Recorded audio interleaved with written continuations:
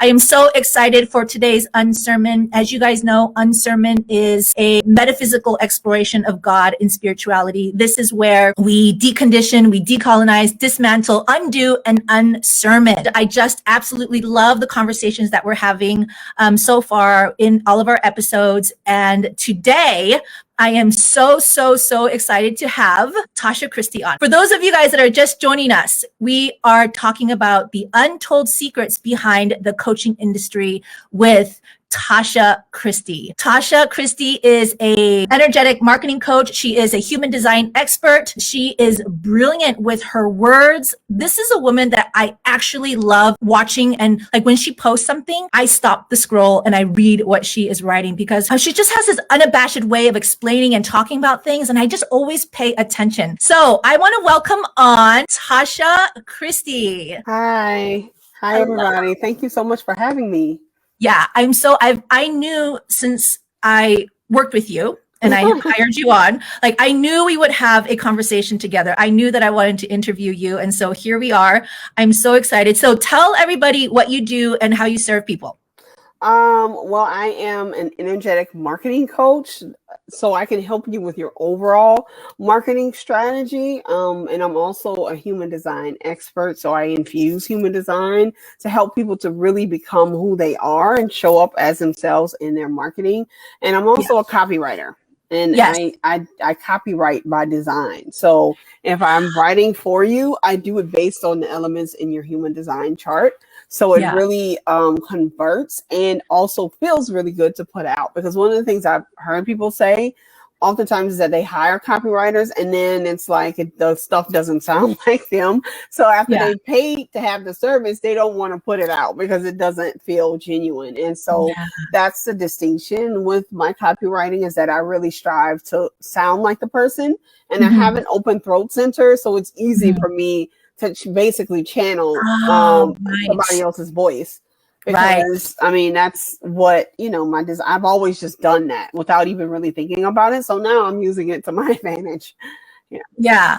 I love it. Okay. So I want to go into what human design is in just a second, because I think there's a lot of people who are really new to it. Yeah. But I want to share with people like how, I mean, you and I have been friends on Facebook for a while now. I don't even know how we came across each other. But you just, and I'm not even kidding you. You are probably the only person when I'm scrolling, the habit of scrolling. But when your shit comes up, I always pause my scroll. I have to pause my scroll because I'm like, okay, what's she gonna say this time? Yeah. Because it's just so unique. You have a different perspective on all the things, whether it's business, whether it's the online marketing world, or whether it's social justice issues. You just have a unique perspective on things. So that's what drew me to you in the first place. But then you offered something, I don't even know what it was, but something I was like, I want this service. I had a human design reading. Yeah. I had a human design reading, and it was a human design reading based on how to market in the online world.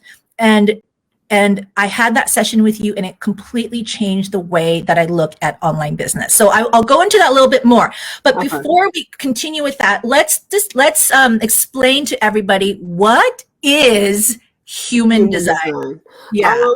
I would say it's a mixture of Eastern and Western modalities that helps you to really get an understanding of who you were designed to be and how you were designed to operate and create, manifest, like we like to say in the spiritual space in this world. So it's similar to astrology in that it's based on facts. And I always stress that because a lot of the times you have all these different personality tests. Human design is not a personality test. It's based on facts surrounding your birth. So either you were born on a certain day at a certain time and in a certain location. So you can't, if you give the right information, then it can't be wrong, so to speak. It's not like some of these other personality tests where if you answer subjective questions, depending on how you feel that day, it could kind of vacillate.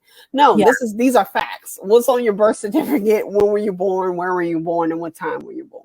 So. And how would you say human design is different from astrology for the people who are new to human design? I would say it's to me, it's a little bit more.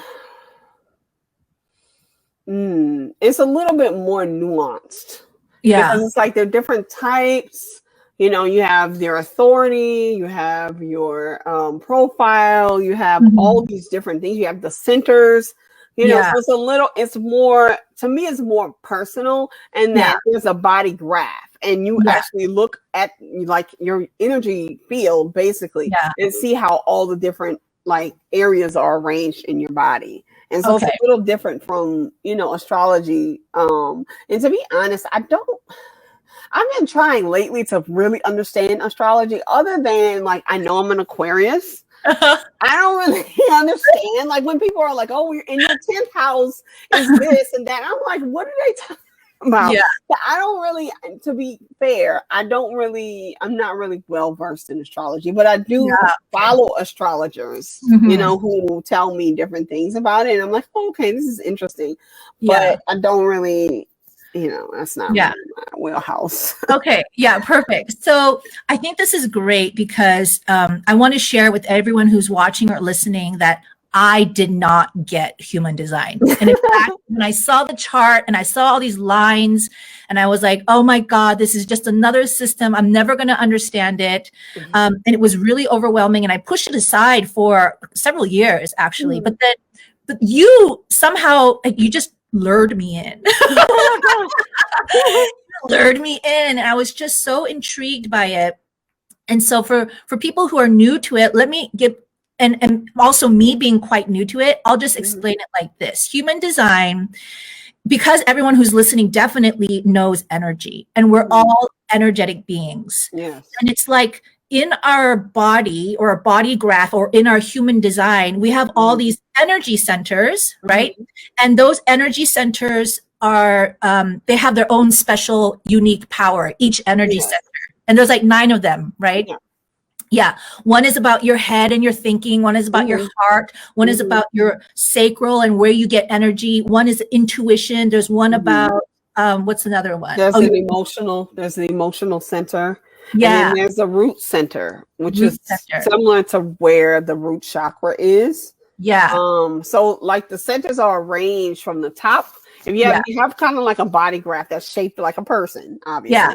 And then so the centers go from the top all the way to the head, all the way to the bottom, like by you know the torso area. To your sacral, like to your root center. To your root center. It's very similar. It looks like the chakra system, and I think it's based somewhat off the chakra system. So what I understand about human design is that we all have these centers of energy that are specific to a special area, and you will have that center defined or undefined, meaning like that center is turned on. Yeah, and it means that if it's undefined, that means that it's open. And so you amplify and take on other people's energies in that particular area. Whereas if it's defined on your chart, it'll be colored in. And then it means that the energy in that area is stable. So regardless of where the day, you know, when it was happening in your life, you know, you have stable energy in this area. And so it's something you can rely on. So the more you learn to kind of come from that, those stable areas, the more things are just amplified and things start to really work in your favor without a ton of energy, you know, expended. One of the things that you told me when you were reading my graph, it completely blew my mind. I apparently have an open head center. So my head is open. It's open. And because it's open, I'm constantly like wanting and seeking information from other people. So I'm reading a ton of books. I'm going through a ton of programs. And I remember, Tasha, you were like, stop doing that. And I was like, what? But I have to learn. And she was like, no, it's because you have that open head center that you feel like you're bringing in, and you have to constantly like soak in more information, because the head center puts pressure on you with questions. It's always coming up with questions for you to answer. And so it pushes down. It's a pressure cooker. So it pushes down Yeah. answers, and you're supposed to go and look for them. And so it's constantly, since it's constantly posing questions, people with an open head center, you're taking in all the information and then you're amplifying it. And that's the reason why a lot of times open head center people we tend to be confused about what's Yes. going on, what direction to go in. Like it's because it's constantly changing because we're constantly absorbing information. Yeah. Yeah. Well, when you told me that I need to stop like trying to bring in all that information, I was like, okay, it was a crazy idea, but I've done that. I've done that, and it's been so liberating. So what I've learned, because I have an open head center, is that all this information that's coming in is not necessarily mine, and I don't need it. I don't need it. You don't need it. I don't need it. And in order to operate my business, so let's now segue into how this applies to the coaching industry. What I realize is that I don't need to continue taking all these courses and purchasing all these programs and falling for that whole marketing spiel, like, oh, you need to do this strategy and that strategy. Oh my God. So let's get into the untold secrets of the coaching industry as you see it, and how we apply human design to it all. Okay. I would say that there's a lot of things. One of the things I had to do when I first came in, or when I first decided to use human design, is basically forget about all the rules that I had been taught. Pretty much everything we've been taught in the coaching industry is false, because there's no specific way to really be successful in business. The way to be successful in business is to do it your way. Hold on. Let's pause and really let this sink in for everybody who is listening, because that's like a huge mind fuck. It's a mind fuck, but then it's also liberating at the same time. But let's just repeat that. Everything that you've learned in the coaching industry, go ahead. It's pretty much just throw it away. Like, just chuck it. When you said that, I was so confused. I get it now. But when you first said that to me, this is probably like 6 months ago, 3 or 4 months ago. I was like, what do you mean throw it all away? So let's, what does that mean for people who it basically means just forget about it. Yeah. Especially if you're not feeling good about it. Because a lot of times when people first come to me, that's what's going on. It's like they know the rules, they know what they're supposed to do, but then it's not feeling good. Oh my God. It's not feeling good. Like they're like, oh my God, I gotta go do this again. Like, even if they are successful, then they have to go repeat it the way that, in the way that they, brought in the money, the way they received the money was not in alignment. And so they don't want to go and they don't want to have to go and do it again. Yeah. This was huge. So Tasha tells me, forget about it. I'm like, what do you mean forget about it? I spent upwards of $75,000, probably $100,000 on this. Like, what do you mean forget about it? And you kept telling me that if it doesn't feel good, then it's not the right strategy or technique or business strategy for you. And I was like, what? I don't get it. So what does that mean, and how it relates to our human design? How are we designed to operate? Well, I always tell people to start with your type. There are 5 types in human design. There are manifestors, generators, manifesting generators, projectors, and reflectors. And each type has a strategy that that they're designed to use to bring things into fruition, to manifest, to create, whatever.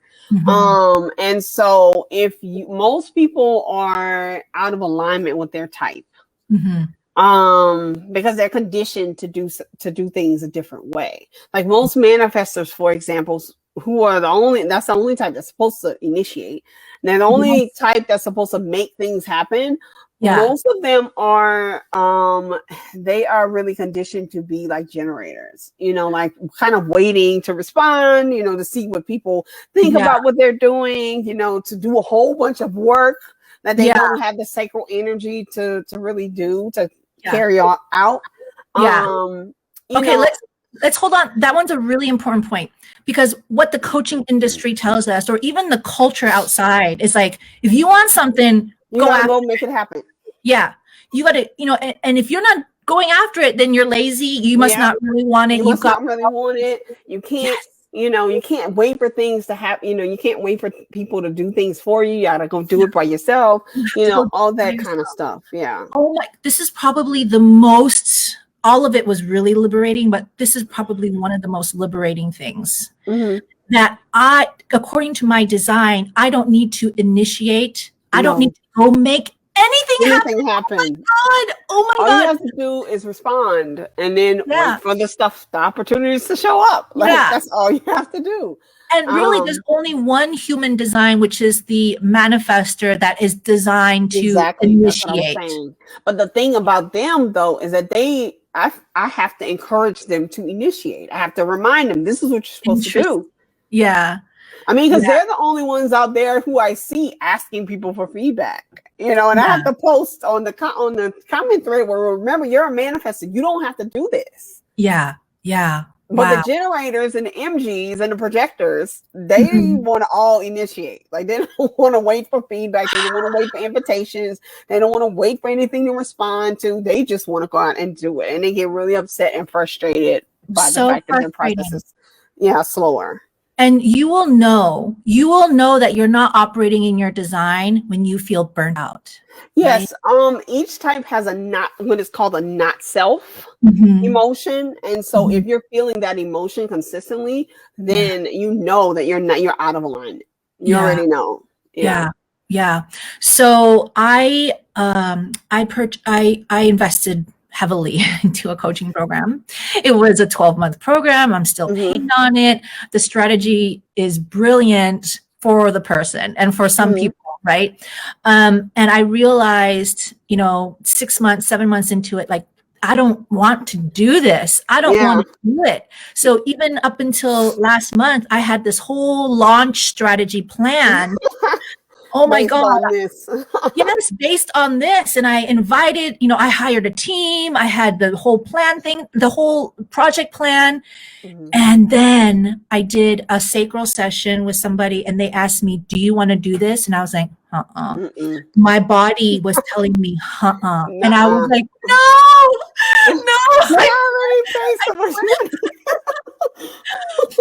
But it felt really good too.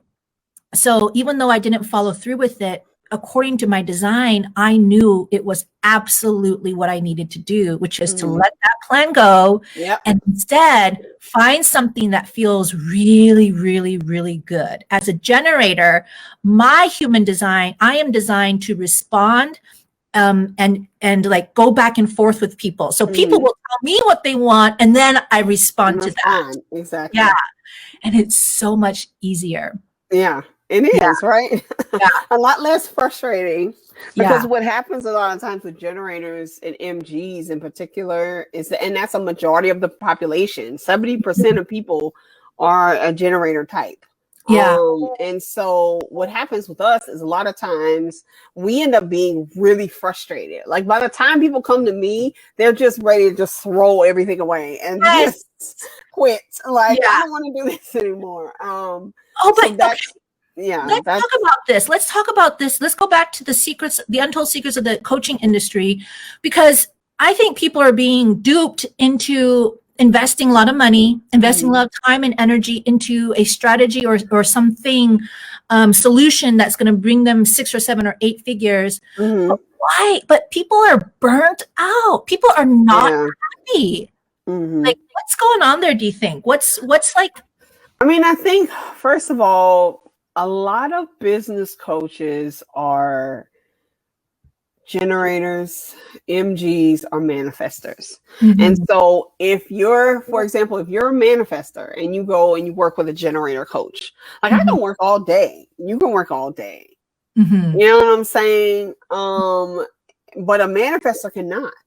They have the energy to initiate, but after they initiate the stuff, they need to go sit down somewhere and let somebody else do it or take a break and then come back and do it again, type of thing. So that's the issue, is that a lot of people are, creating programs and methodology based on what works for them, on what worked for a certain segment of their clients. And then the rest of the people come in, it doesn't work for them. Yeah. And I think that's what's happening. And then people feel like, because we had this thing in the coaching industry where we want to be, part of the cool kids. We want to be, it's almost like high school, to be honest. You remember how it was in high school where you had this cool group of kids and everybody kind of wanted to be a part of that. And so it's kind of like that in the coaching industry where, even if something doesn't feel right and it's not working because this person is perceived to be more successful than me, I'm going to keep going. I'm going to keep going. I'm going to keep pushing myself and let me try this thing out, because let me spend some more money. Let me spend 10K over here, and my investment is supposed to make my success inevitable. You know what I'm saying? Because that's what they tell you. You're supposed when you invest 10K or 20K or 30K, or 50K, then that means that you really believe in what your dream, and this is going to make, it possible for this stuff to come through. I've invested thousands of dollars. And then, in 2019 in particular, I worked with several high ticket coaches, like the people who I always wanted to work with. I've been in the industry since late 2015. And so by 2019, I finally was at a place financially where I could afford, to invest 10K in a program. And I did. Every program every person I wanted to work with that year, I worked with them. Yeah. Wow. And what I found is that when you invest from a place of not feeling worthy, when you invest from a place of wanting to be accepted and loved, and for me, I have an open G center. So a lot of the times, like I have shadows around, wanting to be loved and accepted and validated. Right. And so I was looking for validation from these people who I was investing with. And I'm not saying anything bad about them. You know what I'm saying? I mean, their programs were, great, whatever. Some of them were not appropriate for where I was in my my journey. And a lot of times they're not super great at telling you like, hey, this is not the right program for you. Come back in another year or 2 years, and when you're earning this amount of money, this kind of thing. They'll just kind of take your money. Girl, amen to that. So this is what I mentioned in my last episode, is that it's not that the coaches are bad. We're not, this is no shade on any of the coaches. That strategy worked beautifully for them, and clearly they were successful. Exactly. The issue is each individual, when what I learned from human design is we are so different. We are so unique. We're like little puzzle pieces. And here we are, a certain puzzle piece in our own unique way, trying to fit ourselves into a entirely different puzzle. Oh, that's a really good analogy. It's like you're supposed to be in this picture, but you're trying to put yourself in another one. You're trying to fit. It's like trying to fit a puzzle piece where it's not going to fit. No matter how hard you push and turn it and twist it, it's just not going to work. Like it's just. And that's what so many people are doing. It's like pushing, trying, like no matter what. And that's the thing, though, is that also we are, like what you just said, I don't think a lot of people are ready. So the marketers are fucking brilliant. They will tell you 6 figures, 7 figures, 8 figures. And then we have a whole epidemic of people who are going through money trauma and financial shame trying to get to that. And that's just you're not ready for that yet. You're not for that yet. So I think one of the untold secrets of the coaching industry is that it's perpetuating even more money shame, even more financial trauma, because I can guarantee there are so many coaches out there who are investing so much in their coaching programs, and they are not making a livable profit off of that. I was one of those people. And it's an addiction. It is. It became an addiction in 2019. Because I had the money, and it seems like everybody's always launching something. So I would pay for one person, and then somebody else would come up who I was also following. And then I was like, oh, I have the money. I'm getting paid on this day. So I can go and I can invest in that. And then before I know it, I mean, I really literally invested probably about $70,000 that year. Yep. Yeah, I'm Yeah. probably about that much. Yeah. Let's And be real. I didn't really start making serious money till 2020, to be Yeah. honest. Yeah. Yeah. Yeah. Let that sink in. I know. Okay. So whether you're a coach or not, whether you're in this industry or not, it doesn't really matter. We're talking about a phenomenon that's happening in the consumer capitalist culture when it's all Mhm. about making as much money as you can. It's all about this chase for Yeah. something bigger and more. And whether you're in the coaching industry, the automobile industry, the medical industry, it doesn't even matter. There are untold secrets behind every industry that I want everybody to be more awake to. Be more of a conscious consumer. Be aware of the tricks and, kind of the tricky ways that people get you to purchase and get you to buy, right? And here's the main thing that I learned from you, Tasha. I love this about you. Okay, so in the coaching industry, they teach you if you get someone on a sales call, get their credit card number. Yes.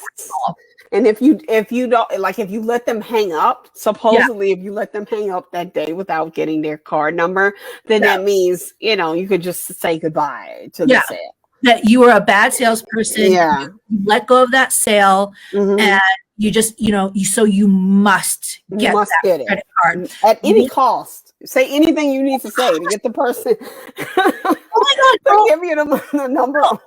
So I paid, I think for this particular sales coach, I paid like $5,000. And this is what she told me. This is back in 2006. Oh, I think it was like 2014 anyway, it was a while ago. She said this: even if they're not ready to start, or if they're not ready to pay and they want to go think about it, even then, get their credit card number and tell them this. Okay, we can think about it for, I'll follow up with you, in the next 2 days. But let me get your credit card number down. I'll run it on the second day if I don't hear from you or something. Yes, that's exactly what they used to tell you. Yes. And I've had sales training, and that's what they would say. Like, you take their credit card number, and if by the second day, like, they don't say anything, you just assume that they want it, and then you run the credit card. Yeah, I've been taught that too. It's crazy. And do you know what's sad is, like, people who are learning, who are trying to be in this industry and learn how to be a good salesperson, business person, like, we believe it. I believed it. I was like, oh, that's what I'm supposed to do. And no wonder why I hated doing sales calls. No wonder why. It didn't feel good, right? Which goes back to human design. Yeah. If you're not feeling good, if it's doesn't resonate with you, then it's probably not what you're supposed to be doing. Yeah. I remember getting on my call with you, Tasha, because I wanted to learn more about your reading. And you were telling me more. I mean, you were so gracious with your time. You gave, I asked a bunch of questions, you responded. And then I was like, okay, here's where she's going to ask me for my credit card or something. Like, here's where she's trying to close the sale. Or I was like waiting for that. And I was like kind of bracing myself. I think everyone who's listening knows that feeling, like, oh, this is where they're going to ask. This is where they're going to ask. Here it comes. Yeah. And I got nothing from you. I got nothing. And this is what you said. You said, I don't need to do that because I operate by my design. Yeah. Which is for you as a generator, I'm also a generator, and a lot of people are. We are here to respond, and we are here to feel good and do what makes us feel good. Really, really good. Yeah, while we're waiting. And that's what you said. You were like, I don't need to ask you for anything. I'm just going to go enjoy myself. And wait for whoever, to show up. And wait for whoever. And I came back. Yeah, I totally came back. I think I've worked with you 2 or 3 times on different programs and a reading. And I loved it. I can't tell you how, it's like I don't know, it's so refreshing. It's like a breath of fresh air to not feel that pressure of pushing me to buy or purchase. And here's what you said. You said, this is the other thing that really blew my mind. You said, you have to wait till it feels good for you to decide. You have to use your human design. Yeah. Wait till your entire body says, Then you come back. You'll come back and invest. I was like, what? That's like not the way we are taught. I know. Another thing that people I keep talking about is that if you're an emotional authority, Mhm. you have a tendency to, like, you can't trust your emotions in the moment. So what Hold happens, on, and that's over 50% of the population, over 50% of people are emotional authorities. and So what happens is, hold on, just before you go on, let's explain what emotional authority is for the people who are new. It okay, basically means that, it basically means that your solar plexus, your emotional solar plexus is defined. And so you have emotional waves. Like one day you might be, happy, then the next day you might feel a little sad, a little down, then the and next those are day. my emotions, right? Yes, My those are emotions yours. versus, Whereas uh, if your emotion, your solar plexus is open, it's you're empathic, so you can feel other people's emotions. right. And so if you're an emotional authority, then your emotions go up and down. If Mhm. when they're even tempered, Mhm. when you feel good, but not like super excited or super or sad or whatever.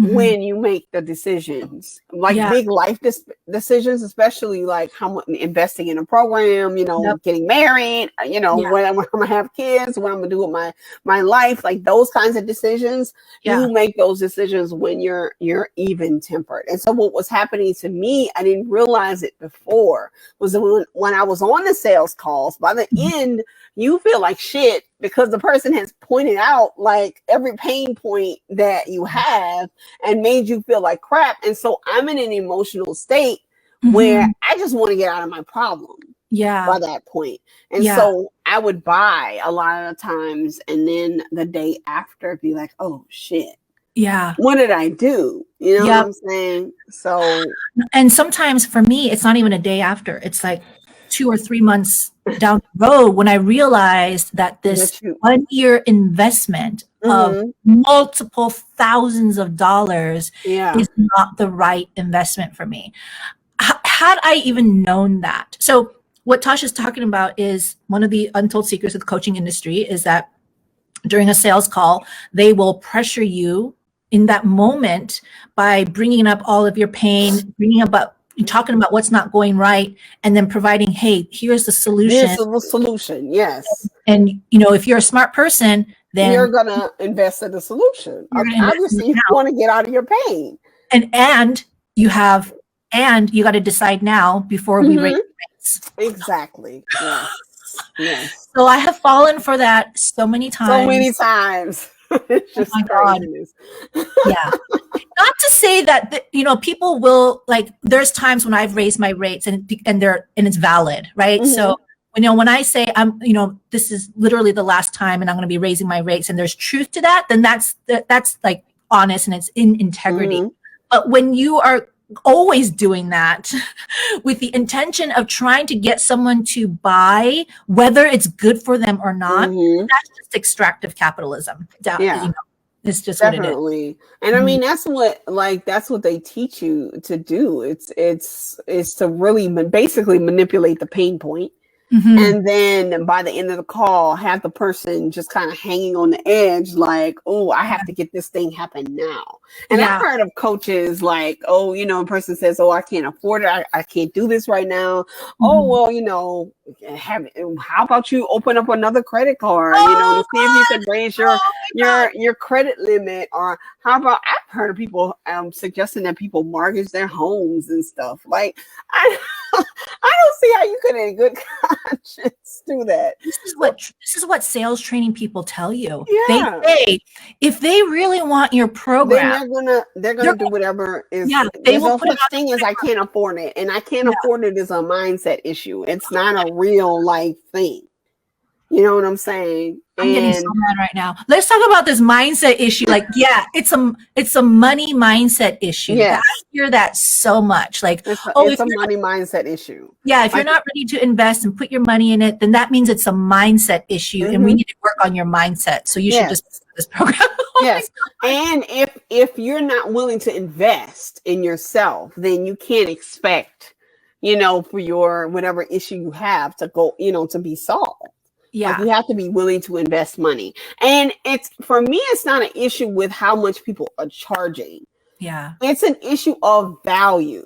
Like, Yes. is the value of what you're charging worth it? Like, are people Yeah. really getting results? I mean, I Yeah. was in a program in 2019 where I'd say maybe one of the people out of all of us was actually making, like, she was actually making, seeing Mhm. a return on investment, Mhm. you know, because all the rest of us were kind of newer in our Yeah. businesses. She was working with another coach or Mhm. whatever who was helping her with the business aspect.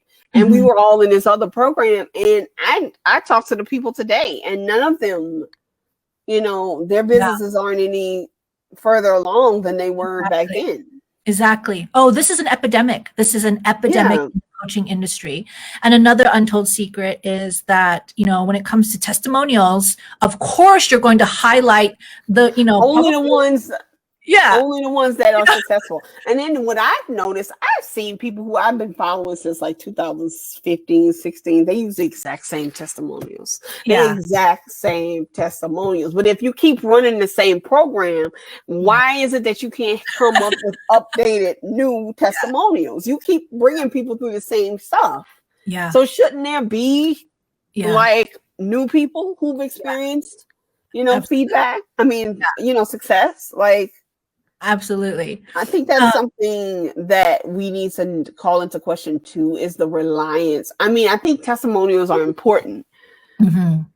but what I've come to realize is, for me, it doesn't really mean anything. I mean, I like to see people, they've made results and their clients get great, Mhm. whatever. But if I'm not super into the person, I've Yeah. realized that I bought things based on testimonials, and I got to the program and I was like, I was lukewarm about the person who was running it.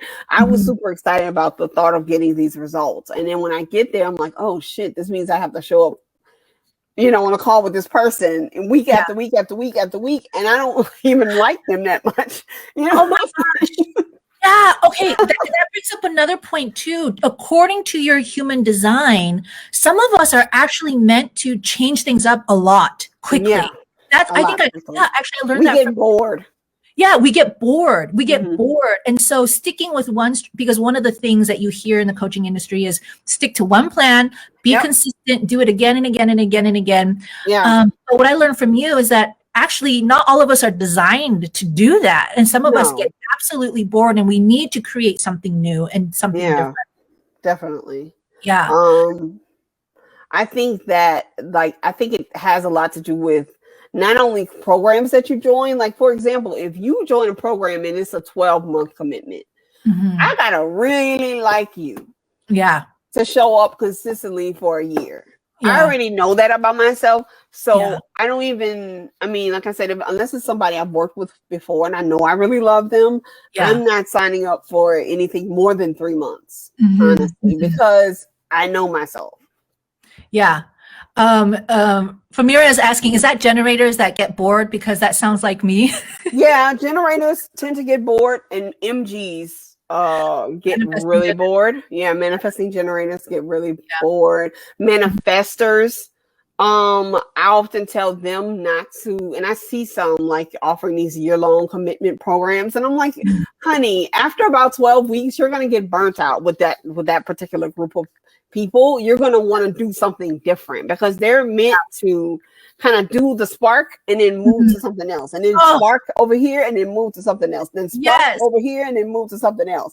Yeah. And so if you're that's another issue with the coaching industry, is that we have a tendency to think that, okay, well, this is this one way Yep. of being successful in business, and your business structure needs to be where you have a 6-month program or a year-long program. A lot of 12-month people teach that program. now, like where they Oh, have like a front end program that's kind of like, it's a little bit shorter, and then yeah. they have a back end that's long, like a year-long program. Well, I I told, know for me, yeah.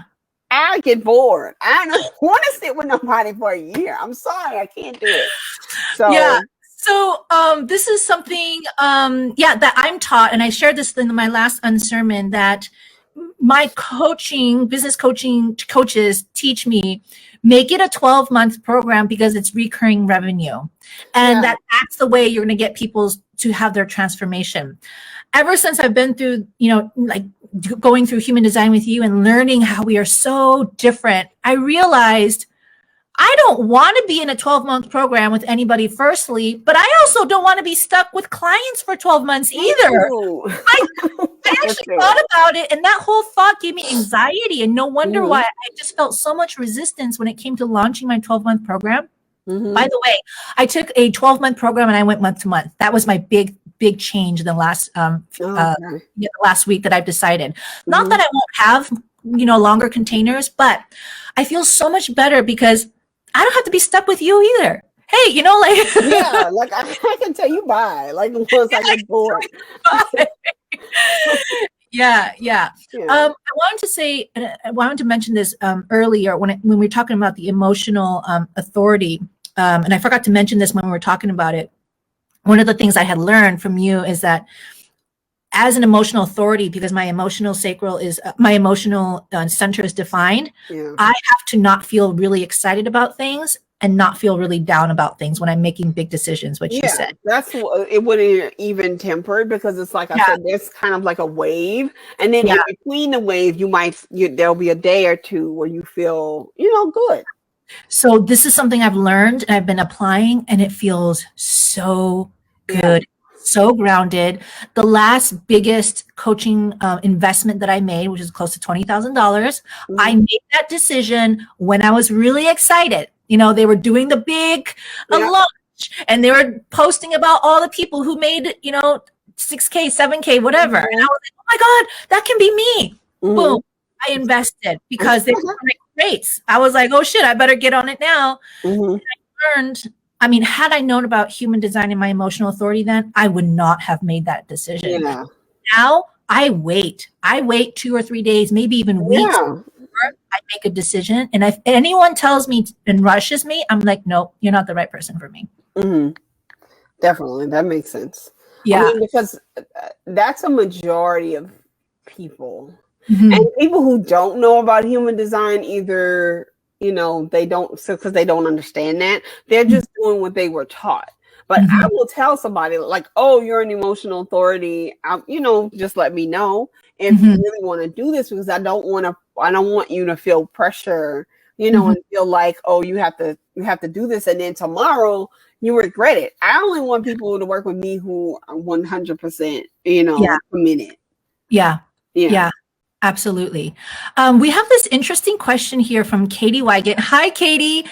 And this is not related to business per se, but I think okay. How is human design related to weight loss and personal fitness?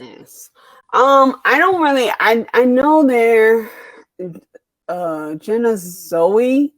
I think that's her name. She does like different diet, depending on your human design type. I know there are certain ways that, because of our energy is distributed differently in our bodies, that we're supposed to eat depending on our type. Oh, interesting. I know that for sure. And then there's something about the arrows at the top of the chart, depending on what direction it goes in. Like, for example, my digestion arrow goes left. So I have a tendency to eat the same stuff all the time. Like I'm a creature of habit. And so I benefit from routines, eating the same foods all the time, eating one or two foods at a time instead of like a whole bunch of stuff. Stuff like that. I eat according to my sacral, what my sacral wants. Sometimes I'm like, my sacral only wants junk food. So I don't know how that works. But it's kind of like that. So Katie, I know Katie from the fitness world, and we were both competing in competition. So I want to share, this is how I have applied human design to eating and fitness.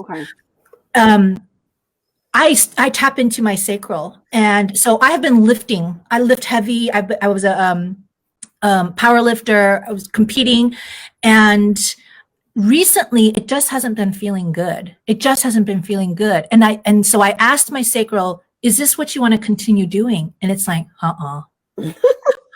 And I was like, oh my God, but this is all I know. But I'm really paying attention to my human design and how I'm responding.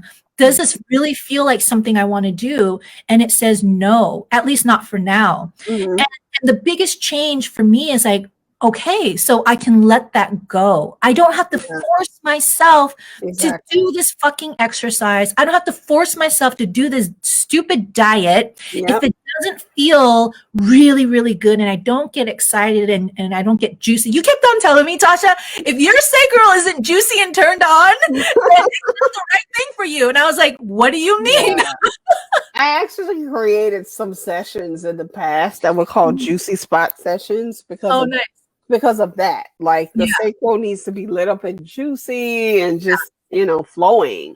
Yeah. And that way, that's when you're the most magnetic as a generator MG, is when your sacral is super lit up, and you're just really excited about the things that you're doing. That's when you'll notice all the opportunities start to come your way, that you don't have to look for, that you don't have to make happen. They just come and show up out the blue, and you're like, oh, let me go and do this. Yeah. This is why I said that you are the person that is responsible for me completely changing the way that I do business and I look at business, because you kept on telling me, like, all you have to do as a generator is respond. Wait for the universe to give you something to respond to, and then you're like, and while you're waiting, you just have to be happy and blissful. Yeah, live your life. What? You mean your life and be happy and blissful all the time? I remember asking that question. Yeah, I know. You did ask me that. You looked really skeptical. You were like, oh, I don't think, well, I don't know about this. Everyone who's listening, I didn't believe it. I was like, what do you mean? I can't be happy and joyful all the time. I have to work hard. I have to do something. What do you mean I just chill out and like wait for my sacral to be lit up and juicy? And I'm really, really getting that now. And that's the only way I do things now. So I was skeptical when you told me, but I'm a complete believer in it now. So anyone who's listening, I encourage you to look into human design. I encourage you to check out Tasha Christy, because I love the way that you teach it and you apply it to business. We talked about untold secrets of the coaching industry. There's so much more, right? I know. We could talk about that all day. Yeah. All day, but it's really, really fun to really understand what your human design is, because everyone is like a little special puzzle. Mm-hmm. And depending on your human design and someone else's, when you are operating, just like what you were saying, when you're lit up, you become magnetic, and you attract the right people, and your human design with their human design is like this beautiful puzzle piece. Mm-hmm. And all the energy centers get lit up. I don't even know how to explain it properly, but that's the visual that I have. Yeah. So, okay, before we go, I know we talked a lot of shit about the coaching industry. Tell me what you love about the coaching industry, because there's some really cool. I love the fact that we can just create whatever, we want to create based on our expertise. Based on our life experience. I love the fact that I think it's both, two sides of the same coin, that it's super unregulated. And a lot of times people, we see the bad stuff about that, because there's so many people, you can just do whatever you want, really. Yeah. But I think the good side of that is that you can make as much money as you want to make serving people. You can create whatever type of business you want to create. You can have all digital products at a certain point if you don't want to coach anymore. Like, it's so many things you can do with it. Yeah. And I want to make it really clear to everyone who's listening. We're not saying that you can't charge high rates. Yeah, that's not programs. If that feels right for you and that exactly on, then that's your thing. That's your thing. And as long as it's integrity. The issue I have with some of the high ticket stuff is that it's out of integrity. It's out because I know people, sometimes they know people don't get that many results. They keep raising their prices anyway. There's nothing wrong. If you charge $20,000 for a program, then it needs to be, it needs to be a lot of value in it. And people need to feel like they got their money's worth at least, Yeah. So I love it. One of the things recently that I also really tapped into in my human design is that I realized that I don't need to grow so fast. And, all the coaching, coaches will say, grow as quickly as you can and scale as fast as you can. And that's the Mm-hmm. way you make lots of money. And I'm tapping into my sacral recently and I'm like, hold on, I'm good. I'm Yeah. really right now. I have no need or desire to continue to grow as quickly as these people are promising. And it's not necessarily a good thing. Mm-hmm. So everyone who's listening, we all have our own timing. We all have our own thing that lights us up, and we all have our own design. And I encourage you guys to check it out. Check out Tasha Christy. Go join her group. All of the links are in the show notes. Girl, I'm so grateful to you. Like, you seriously turned my whole POV upside down when it comes to in business. And we worked together like 3 or 4 months ago, and now I'm like really integrating all of it and making all these changes in my business, and it feels so good and it feels so right. So I'm so grateful to have you in my life. I'm so grateful to have you on our Unsermon. And I'm sure we got so many comments here in our chat box. We're definitely going to have you on again. Okay. Okay. Yeah. I look forward to it. Everyone, we'll see you guys. Thank you so much.